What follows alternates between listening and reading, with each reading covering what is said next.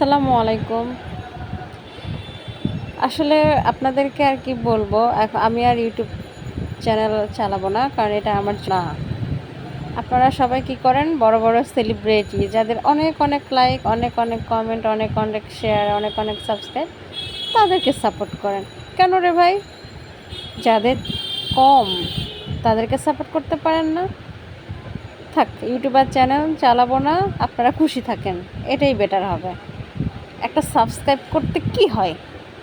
এভাবে যদি সবাই মিলে সাবস্ক্রাইব করেন তাহলে তো আমার চ্যানেলটা অনেক বেশি হয়ে যায়। এত হিংসা কেন সবার মনে?